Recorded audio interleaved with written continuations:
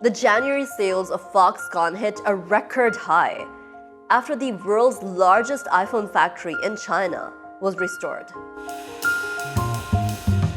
In a positive uptick, the Apple supplier and Taiwanese-based company in China, Foxconn, said that its monthly sales in January hit a record high of $22 billion, 48% more than the same period a year ago, largely due to the strong rebound after disruptions caused by COVID-19 in China.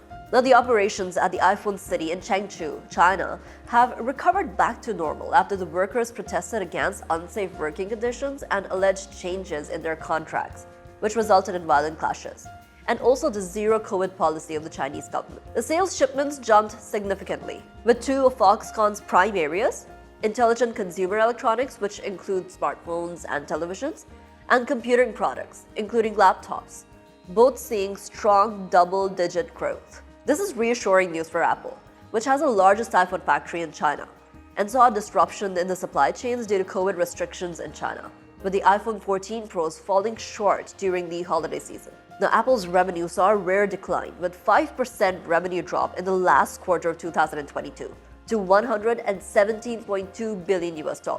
In this high inflation era, Tim Cook, who's the CEO of Apple, said that three factors impacted their revenue performance, including the supply chain challenges caused due to COVID-19 in China and a challenging macroeconomic environment. Due to the supply chain disruptions, Apple is now looking to diversify its production beyond China, particularly in India and Vietnam.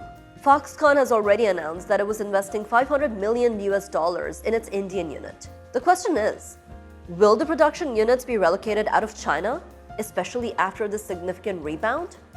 And how effective will they be?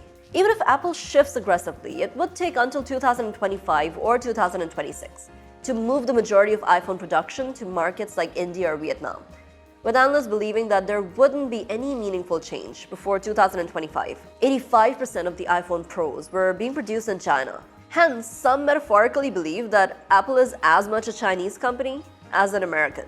The Apple production is tricky and has been a bone of contention between the former US President Obama and the CEO of Apple, who said that the US education system does not provide sufficient engineers to work for the plants. The production is profitable if four important components are readily available: the availability of materials from nearby suppliers, great infrastructure already in place, access to a large, low-cost labor force, including engineers, and the large lands to build the factory cities. China has all four of them. On the contrary, India and Vietnam don't have the availability of at least one or two of the components. India doesn't have friendly land acquisition policies, while Vietnam doesn't have enough land.